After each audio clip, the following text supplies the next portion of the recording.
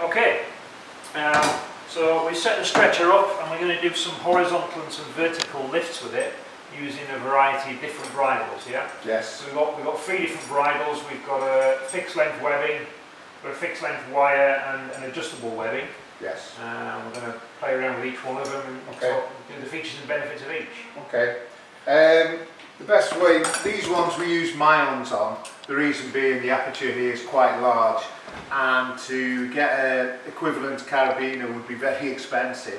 Also, these lock into place. Best way to do it is to go from the inside to out.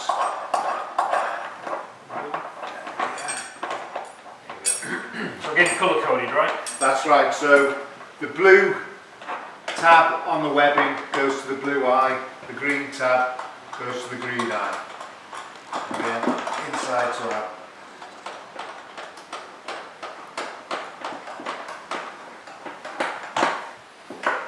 Do you ever get a situation where these cause any discomfort to the casualty? We've never had an incident where that has been reported to us. They're rounded, so hopefully not, and the line of the pull pulls it away from the casualty, so there should be no interference and shouldn't cause any. Okay, so we've got the bridles all set up, happy with that? Yep. So we're using the Ralph system, auto locking pulley system. I'm just going to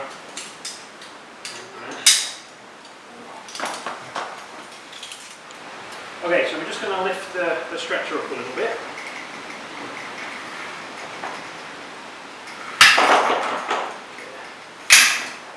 Alright, so the stretcher's hanging at about 35 degrees, something like that, is that about right? Yeah, that's correct, yeah. It's a good angle to have for general injuries if the person's not feeling so well. It gives them a view, they can see what's going on. If they've got head injuries or they're having a heart attack, this is probably the best configuration. If they've got lower limb injuries, then it's better off if the stretcher is actually flat. It will go flat if these are reversed, so the blue goes to green and the green goes to blue. Generally, it's better to use it like this if you haven't got any training medically. If you have people who with better training, they can make that decision. Okay, so we're just going to set this up in the vertical situation now, so yeah, I'll pull that up. These bridles are the same as the ones we use for horizontal. They obviously can be used vertically. They take into account if the casualty was going to blow on the wind, so these will take up the slack. They're quite long, so it does depend how much headroom that you have. There are shorter options available, but if you have plenty of headroom, these work fine. You can see how the sort of rounded curvature of the stretcher means that it gets around obstacles quite easily too. That's right, yeah. What you have to be aware of is that if you're using the stretcher like this and that you want to take it over a handrail, then you have to use a spine board. You have to think about the casualty. Even when you're training, to lift a stretcher up and then bend it backwards over a railing will not only damage the stretcher, but if it's a real life casualty, it will do them immense damage. So if you are going to lift them and carry them over, use a spine board. These lifting strops are different, obviously. They're 5mm 6x19 wire galvanized. They're shorter, so if you have limited headroom, then they're advantageous. We always use galvanized rope, we never use stainless steel because stainless steel will snap when it goes over an edge. It's a lot more brittle. Galvanized might change colour and might not look so nice, but it's far more robust and flexible. Correct. And you can't, these are only for vertical lifting, not for horizontal lifting, yeah? No, we can use them for horizontal as well. Yeah, they will fit on for horizontal. You just get, again, it's if you've got limited room, it just shortens the lanyards off. Okay.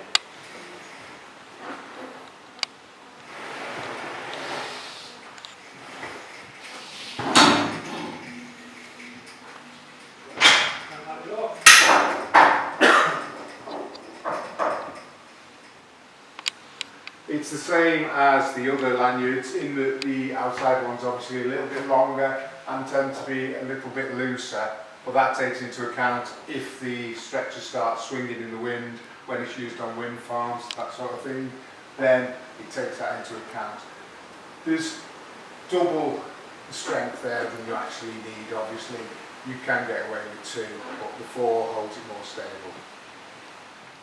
Okay, so the final bridle we're looking at now is the adjustable bridle. That's correct.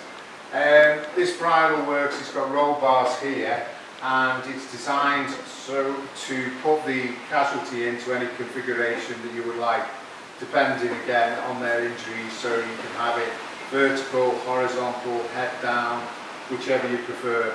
It can't be adjusted once the weight is on the stretcher, it has to be adjusted beforehand. But if you can unload it a little bit, you can adjust it a little bit, yeah? Yeah, if you could unload, if you wanted to unload the top end while you're tending a casualty, then it's easy enough to do that. So it works in that way. Under load, it needs to be kept locked in. When you want to release it, you pull on this tab, but that shouldn't be done obviously during a rescue. It will still lock, but it will give the casualty quite a shock if that happens.